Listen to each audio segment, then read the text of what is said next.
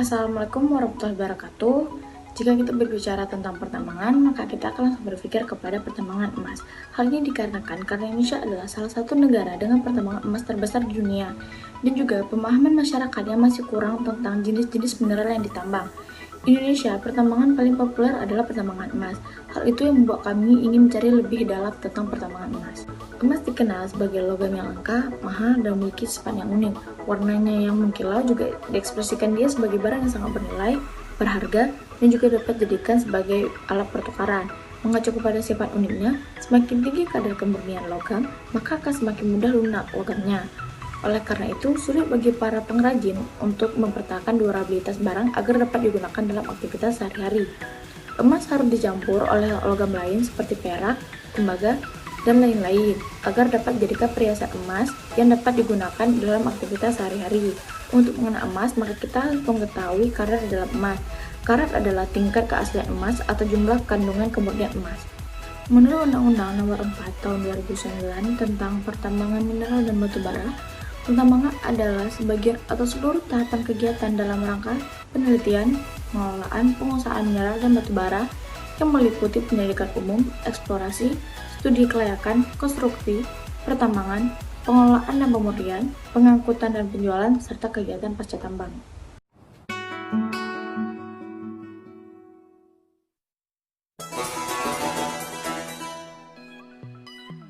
Di Indonesia sendiri memiliki banyak daerah penghasil tambang emas. Tidak salah jika Indonesia dikatakan sebagai negara yang kaya akan sumber daya alam.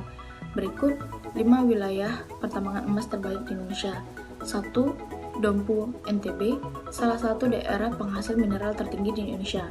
2. Sumbawa, NTB, wilayah lain di NTB yang menjalankan pertambangan emas. 3. Pongkor, Jawa Barat, salah satu penghasil emas murni yang ada di Jawa. 4.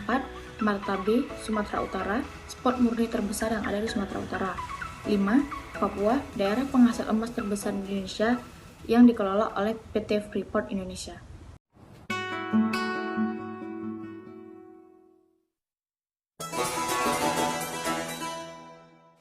Investigasi dalam perusahaan tambang emas. Baik, saya akan menjelaskan alasan-alasan mengapa sebuah perusahaan menjadikan suatu daerah untuk dijadikan sebagai tempat tambang emas. Ada 5 ciri-ciri daerah yang banyak mengandung unsur emas. Yang pertama, banyaknya bebatuan-bebatuan yang mengandung unsur emas seperti bebatuan kaleferit, bebatuan kuarsa, bebatuan granit, dan banyak bebatuan-bebatuan yang lainnya. Yang kedua, lapisan tanah daerah tersebut terkonsentrat dengan black sand sehingga lapisan tanahnya berwarna kehitaman. Yang ketiga, bentuk daun sekitar daerah tersebut berbeda dengan bentuk daun tumbuhan di daerah yang lain. Biasanya bentuk daun di tempat daerah yang mengandung unsur emas tinggi itu berkeriting dan kering. Yang keempat, terdapat sumber mata air yang tua atau kuno. Yang terakhir, yang kelima, terdapat bekas sungai yang sudah lama kering.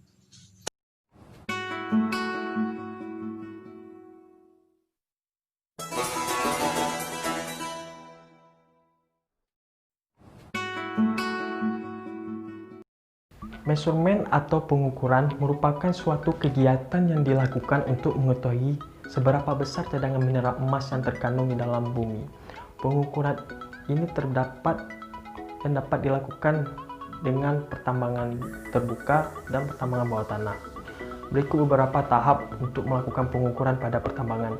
Ini ada identifikasi terlebih dahulu daerah potensial untuk mendapatkan informasi geologi seperti mengamati kondisi fisik daerah tersebut yang berpotensi memiliki cadangan mineral. Yang kedua, ada penyelidikan umum atau survei geofisika yang membuat pemodelan bentuk bumi pada area tersebut. Maka digunakan metode geolistrik, aeromagnetik, dan elektromagnetik untuk menentukan jenis batuan dan mineral yang terkandung di dalamnya. Yang ketiga, ada pengeboran produksi atau pembuatan sumur uji yang dilakukan di beberapa titik untuk mengetahui batuan apa saja yang terdapat dan yang terkandung dalam bawah tanah tersebut, dan jumlah perhitungan sumber daya biji emas yang terunjuk dan terstruktur. Dan yang keempat, ada prospek umum yang meliputi kegiatan penyelidikan pemetaan geologi dengan melakukan pengamatan dan pengambilan contoh batuan untuk diuji sampel kadarnya Kemudian ada eksploitasi awal, yaitu pengambilan peta atau ruang lingkup suatu endapan yang telah teridentifikasi sebelumnya. Kemudian ada lab analisis atau percobaan analisis dengan menggunakan metode VAR-SI yang melibatkan proses peleburan dalam menentukan kadar emas pada biji batuan tersebut. Kemudian ada pemetaan akhir atau penentu akhir bahwa di daerah tersebut cocok untuk dilakukan pertambangan lebih lanjut.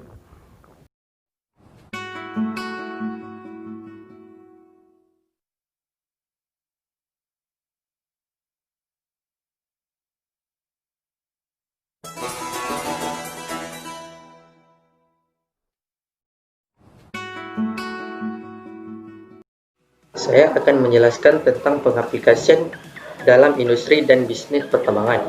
Metode yang digunakan untuk menambang emas sangatlah bervariasi dan bergantung pada keadaan dari kondisi bahan tambang tersebut. Untuk itu, para pengusaha tambang diharapkan tidak hanya terpaku pada target yang menggiurkan dari hasil pertambangan tersebut, namun perlu memahami metode penambangan agar nantinya pertambangan tersebut menghasilkan emas yang banyak dengan angka risiko yang minim. Dalam metode penambangan emas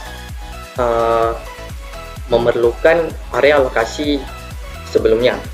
Maka sebelum memulai proses penggalian perlu ditentukan metode agar apa yang cocok digunakan untuk penambangan emas. Ketepatan pemilihan metode penambangan emas akan menunjukkan bahwa suatu pertambangan menghasilkan emas yang maksimal atau tidak. Adapun jenis-jenis metode penambangan emas. Yang pertama, metode by-product mining atau penambangan sampingan. Penambangan emas dilakukan saat emas ditemukan berada di area lokasi penambangan bahan tambang yang lain. Yang kedua, open pit mining, yaitu penambangan emas dilakukan pada areal terbuka dengan pembuatan lubang galian emas. Pembuatan lubang galian emas dapat dilakukan dengan melakukan peledak areal untuk melakukan mineral galian yang terkandung di dalam tanah. Mineral galian ini juga mengandung mineral emas yang dibutuhkan. Dan yang ketiga, yaitu underground hard rock mining, yaitu penambangan ini dilakukan dengan teknik pembukaan lapisan bawah tanah yang mengandung batuan kasar. Penambangan emas dilakukan dengan pembuatan terowongan yang membentuk jaringan atau saluran. Kemudian batuan besar yang ditemukan di sekitar jalur terowongan ini pun akan diekstraksi kandungan emas yang ada di dalamnya sehingga menghasilkan hasil akhir yang diperoleh adalah emas murni.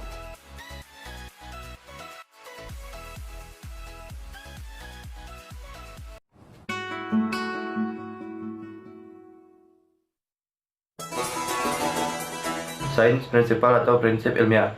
Sains diambil dari kata scientia, sebuah kata Latin yang bermakna pengetahuan. Pada dasarnya, sains merupakan kaidah keilmuan alam yang dapat diamati, diteliti, dan dirumuskan melalui sebuah pengamatan dan penalaran. Prinsip sains ada 5. Yang pertama, sains harus rasional. Rasional yaitu merupakan aspek sentral yang menjadikan pijakan dalam dunia sains. Pertanyaan-pertanyaan yang ada di alam, baik sekitar maupun di alam semesta, harus dicari jawabannya serasional mungkin. Yang kedua, sains harus objektif. Objektif berarti sesuai dengan fakta tanpa dipengaruhi oleh pandangan pribadi. 3. Sains harus dapat dibuktikan secara empiris. Selain rasional dan objektif, sains juga harus dapat dibuktikan secara empiris. Pembuktian ini hanya bisa didapatkan melalui pengamatan, eksperimen, studi, dan penelitian yang mendalam akan suatu hal. Yang keempat, sains harus bersifat akumulatif. Sains harus dapat bersifat akumulatif, artinya sains harus terbuka dengan segala kemungkinan yang ada. Yang kelima, sains juga wajib bersifat netral dan tidak politis. Sains bukanlah sebuah keilmuan yang dapat dijadikan propaganda politis bagi siapapun.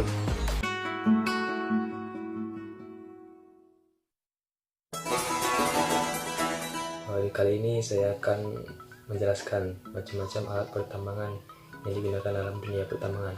Yang pertama ada bulldozer.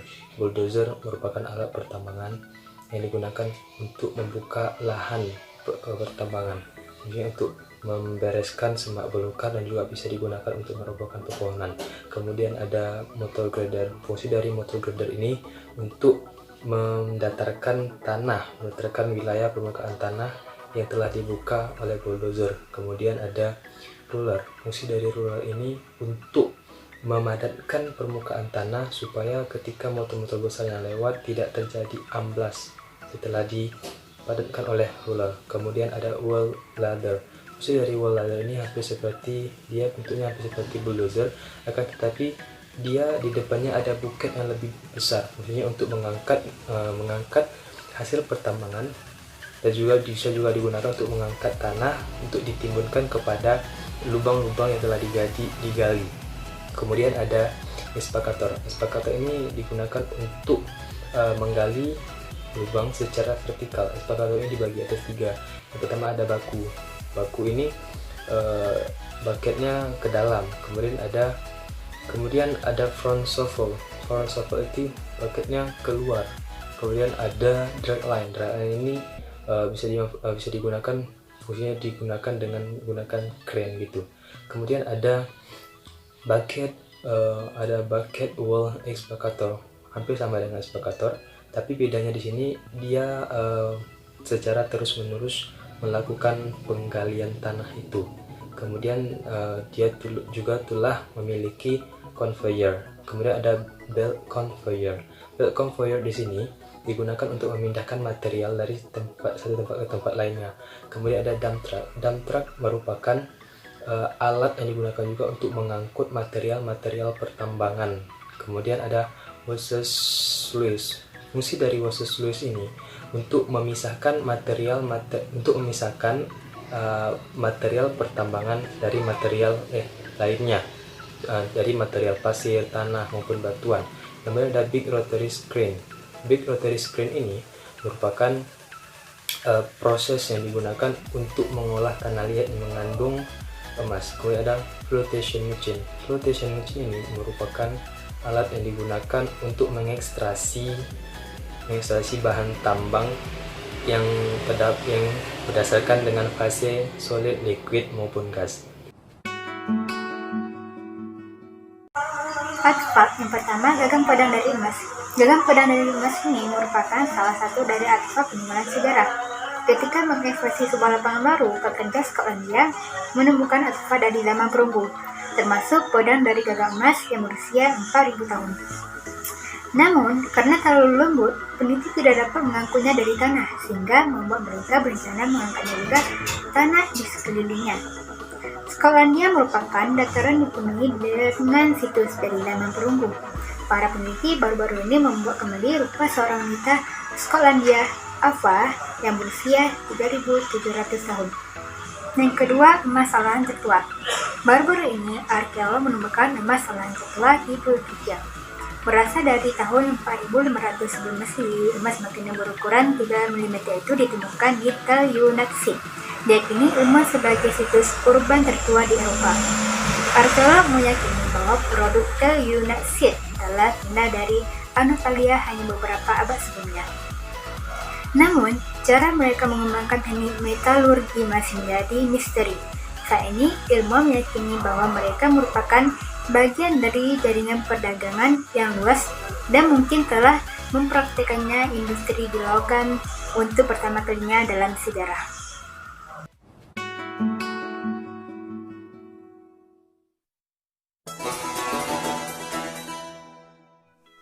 Saya akan menjelaskan tentang struktur organisasi dan uraian jabatan.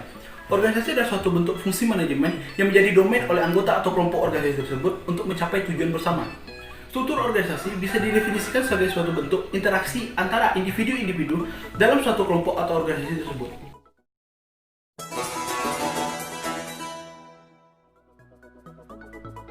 Uraian jabatan dalam industri tambang emas dibagi menjadi 15 bentuk. Yang pertama adalah satuan kerja bidang operasi, yang berperan untuk melaksanakan dan mengembangkan operasional dan pengolahan emas. Satuan kerja bidang keuangan dan sumber daya manusia, yang berperan untuk mengelola dan mengawasi seluruh aktivitas keuangan dan meningkatkan sumber daya manusia untuk mendukung strategi bisnis perusahaan. Satuan kerja bidang penambang, yang berperan untuk melakukan operasional produksi emas. Satuan kerja bidang pengolahan emas, yang berperan untuk mengolah biji emas.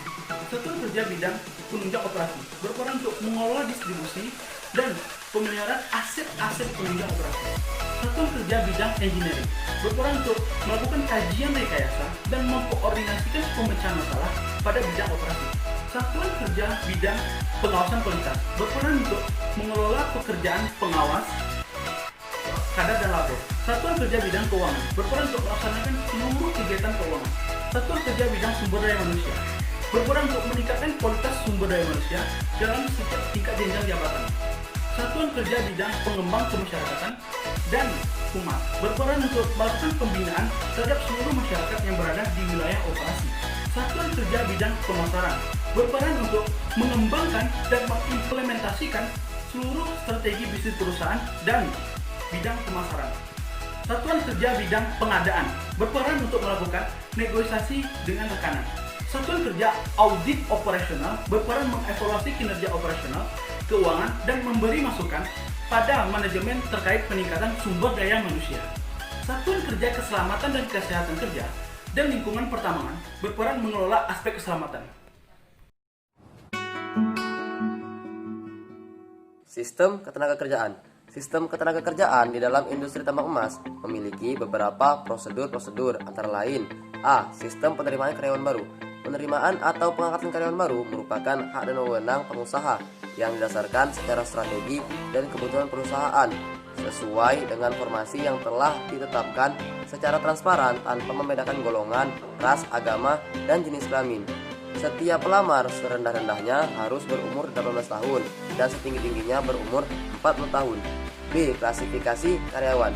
Karyawan di dalam industri tambang emas terdiri dari kelompok kerja shift dan kelompok kerja non-shift. Kelompok kerja shift bekerja berdasarkan persyaratan-persyaratan yang telah ditentukan, yakni berdasarkan peraturan jam kerja shift. C. Jam kerja. Di dalam hal jam kerja, perusahaan memiliki beberapa prosedur terkait hal tersebut. 1. Hari kerja perusahaan disesuaikan dengan keperluan setiap unit kerja perusahaan, yakni bekerja selama 6 hari atau 5 hari dalam 1 minggu. 2. Waktu unit kerja perusahaan yang memberlakukan 5 hari kerja dalam 1 minggu tidak boleh melebihi 8 jam kerja dalam 1 hari atau 40 jam kerja dalam 1 minggu. 2. Waktu unit kerja perusahaan yang memberlakukan 6 hari kerja dalam 1 minggu tidak boleh melebihi 7 jam kerja per hari atau 40 jam kerja per minggu. 4. Setiap pegawai diberikan minimal waktu istirahat selama setengah jam setelah bekerja secara terus-menerus selama 4 jam. Tetapi, waktu istirahat tersebut tidak dihitung sebagai waktu jam kerja. 5. Pegawai yang akan melakukan kerja shift harus melakukan beberapa ketentuan berikut. A. Grup shift yang akan menggantikan grup shift berikutnya harus sudah ada di tempat kerja selambat-lambatnya 10 menit sebelum pergantian shift berikutnya. B. Mengenai hal pekerjaan yang bersifat khusus, apabila petugas berikutnya belum datang, maka petugas sebelumnya wajib meneruskan pekerjaan tersebut sampai pekerja berikutnya datang, kecuali jika atas seizin pengawas grup shift berikutnya. 6. Mengenai perubahan jam kerja dan jam istirahat yang berlebihan atau melebihi waktu yang berlaku, maka pengusaha wajib meminta izin terhadap instansi yang berwenang. D. Kerja lembur. 1. Pegawai yang melakukan pekerjaan melebihi hari dan waktu jam kerja untuk menyelesaikan suatu pekerjaan yang amat mendesak dan tidak dapat ditunda, maka kelebihan hari atau waktu kerja tersebut diperhitungkan sebagai jam kerja lembur.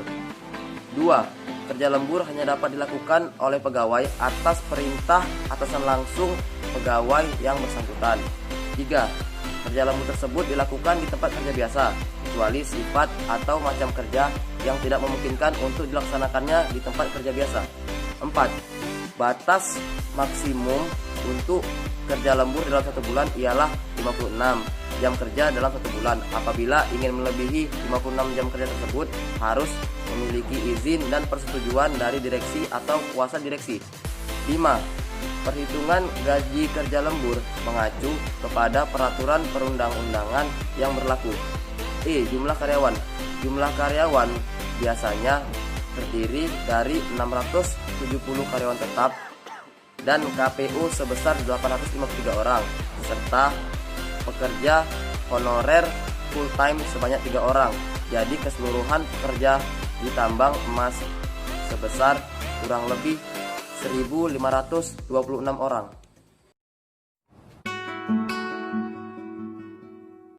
F. Peraturan tentang cuti.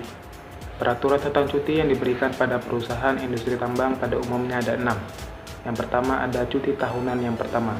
Cuti tahunan yang pertama diberikan kepada pegawai yang telah bekerja secara terus-menerus selama 12 bulan pada perusahaan. Yang kedua ada cuti haid. Cuti ini diberikan kepada wanita yang dalam masa haid merasakan sakit. Tidak wajib bekerja pada hari pertama dan hari kedua pada waktu haid. Yang ketiga ada cuti gugur kandungan. Pegawai wanita yang mengalami gugur kandungan berhak ada cuti sakit untuk paling lama 1,5 bulan. Yang keempat ada cuti bersalin. Pegawai wanita yang menjalankan cuti hamil dan bersalin, penghasilan bulanan tetap dibayarkan dengan tidak membatasi kelahiran, kecuali komponen penghasilan yang menghubungkan dengan kehadiran dan pencapaian target produksi. 5. Cuti sakit. Pegawai yang sakit selama 1 atau 2 hari kerja berhak atas cuti sakit dengan syarat yang bersangkutan wajib memberitahukannya kepada atasan langsung secara tertulis. Yang terakhir ada cuti di luar tanggungan perusahaan. Pegawai yang telah bekerja sekurang-kurangnya 5 tahun secara terus-menerus dapat diberikan cuti di luar tanggungan perusahaan dengan alasan pribadi yang penting dan mendesak, bukan untuk bekerja di lembaga atau badan hukum yang lain. Selanjutnya G. Jaminan sosial tenaga kerja. Perusahaan juga memiliki jaminan sosial tenaga kerja yang diberikan kepada seluruh karyawan. Yang pertama, seluruh pegawai diikutsertakan dalam program jaminan sosial tenaga kerja sesuai dengan ketentuan perundang-undangan yang berlaku, meliputi jaminan kecelakaan kerja, jaminan kematian, dan jaminan hari tua. Yang kedua ada jaminan pemeliharaan kesehatan untuk pegawai diselenggarakan sendiri oleh perusahaan secara lebih baik daripada jaminan pemeliharaan kesehatan dasar. Hak-hak yang diberikan kepada peserta program jaminan sosial tenaga kerja tidak dapat dimindatangani, dialihkan, dijual, ataupun digadaikan sebagai pelaksanaan keputusan pengadilan.